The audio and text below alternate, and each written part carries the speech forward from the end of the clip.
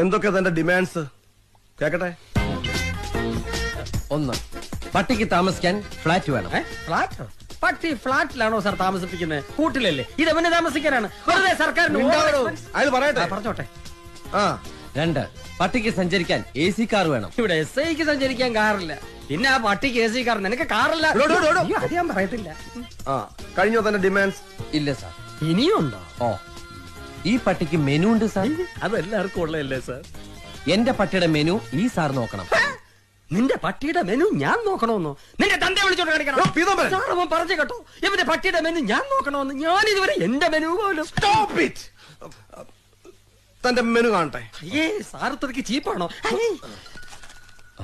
ഇതാ സാർ, മുട്ട, Horlicks, chicken, milk രാവിലെ. ഇതാണല്ലേ മെനു?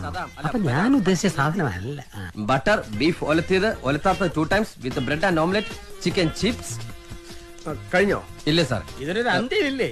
സിറ്റിയിൽ 10 സെന്റ് സ്ഥലം ചോദിക്കും പട്ടിക്ക് അപ്പി ഇടാനും മുള്ളാനും. വേണ്ട, പട്ടിക്ക് മുട്ടാറാകുമ്പോ സാറും ഒന്ന് സഹായിച്ചാൽ മതി. എന്റെ കുട്ടിക്ക് മുട്ടുമ്പോ ഞാൻ അറിയാറില്ല, പിന്നെ ആ പട്ടിക്ക് മുട്ടുമ്പോ പട്ടി എന്താ സാർ ഇൻഡിക്കേറ്റർ ഇട്ട് കാണിക്കോ? എനിക്ക് മുട്ടാറായി, എനിക്ക് മുട്ടാറായി. സാർ ഇത് ശരിയാവില്ല സാർ. എന്നെ എന്റെ ഇവിടെ വരാത്ത പട്ടി ഇൻസൾട്ട് ചെയ്യാണ് സാർ. ഇനി ഒരു നിമിഷം പോലും ഞാൻ ഇവിടെ നിൽക്കില്ല സാർ. താ നിൽക്കില്ല സാർ, ഞാൻ പോവാണ് സാർ. പോട്ടെ സാർ.